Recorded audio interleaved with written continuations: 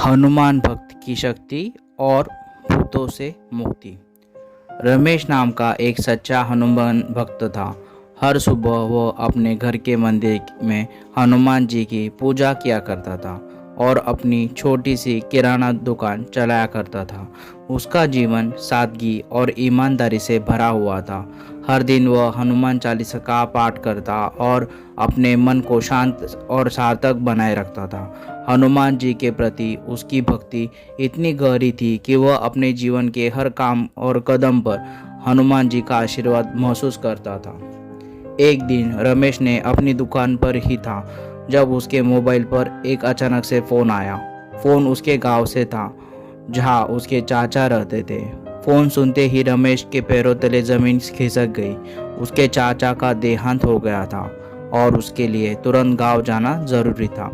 गांव शहर से 450 किलोमीटर की दूरी पर था और वहां पहुंचने के लिए अलग अलग सफ़र से रास्ता तय करना पड़ता था।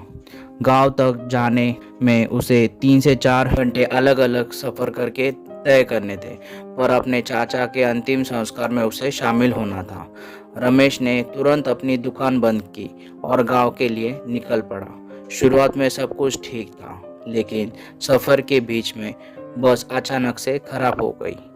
यह रात का समय था और बस के आसपास कोई भी बस्ती या गांव नहीं था। सभी यात्री थके हुए थे और कुछ लोगों ने अपने साथ रात का खाने के लिए मदिरा और मटन की व्यवस्था की थी, जो उन्होंने बस के नीचे उतरकर खाना शुरू कर दिया। रात के लगभग 10:15 से 11:30 के बीच का समय था। आसमान में सिर्फ चांदनी थी और चारों तरफ सन्नाटा था। थोड़ी दूर, लगभग 1 किलोमीटर दूर पर एक शांत स्मशान भूमि थी। जो लोग मदिरा पी रहे थे और मटन का रस ले रहे थे, उन्होंने देखा कि कुछ ही देर बाद उनके शरीर में एक अजीब सा भार महसूस होने लगा, जैसे उनके शरीर में कोई दूसरी शक्ति प्रवेश कर रही है। उनमें से एक व्यक्ति के शरीर में अचानक से एक भूत का प्रवेश हो गया और वह बस से के अंदर आकर सबको बस से उतर जाने के लिए जोर देने लगा। बस के आसपास बहुत सी प्रेत आत्माएं थी जो मनुष्य का शरीर तलाश कर रही थी। जो व्यक्ति बस से उतर चुके थे, उनमें से सभी को एक अजीब सा डर महसूस हो रहा था, लेकिन रमेश, जो हनुमान जी का सच्चा भक्त था, उसे बिल्कुल भी डर नहीं लगा। उसने अपने मन में हनुमान चालीसा का पाठ शुरू कर दिया और हनुमान जी के बीज मंत्र को अपने होठों से बड़बड़ाने लगा। प्रेत आत्माएं सभी यात्रियों को अपना शिकार बनाने की कोशिश कर रही थी, लेकिन जैसे ही उन्होंने रमेश के शरीर में प्रवेश करने का प्रयास किया, एक प्रकाशमय शक्ति उसके सामने प्रकट हो गई। रमेश के मन में ही हनुमान चालीसा का उच्चारण एक मंत्र की तरह गूंज रहा था और यह शक्ति हनुमान जी की थी, जो अपने भक्त की रक्षा के लिए वहां प्रकट हुई थी। जैसे ही भूत प्रेत ने हनुमान जी की उपस्थिति वहां पर महसूस की, वह डर से वहां से भाग गए। हनुमान जी का आशीर्वाद रमेश के ऊपर था और उसी की भक्ति ने सभी लोगों की जान बचा ली।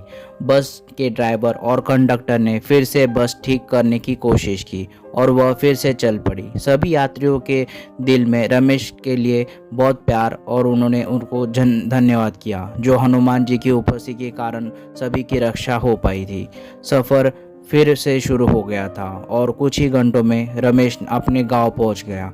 वहां उसने अपने चाचा के अंतिम संस्कार में भाग लिया। 10वां 13वां संस्कार पूर्ण करते हुए अपने कर्तव्यों को निभाया। घर लौटकर उसने अपनी फिर से हनुमान जी की नित्य सेवा शुरू कर। इस घटना से रमेश को यह ज्ञान मिला कि भक्ति का असली मतलब मंदिर में से पूजा करना नहीं होता है, बल्कि मन से अपने भगवान के प्रति विश्वास और श्रद्धा को बनाए रखना होता है।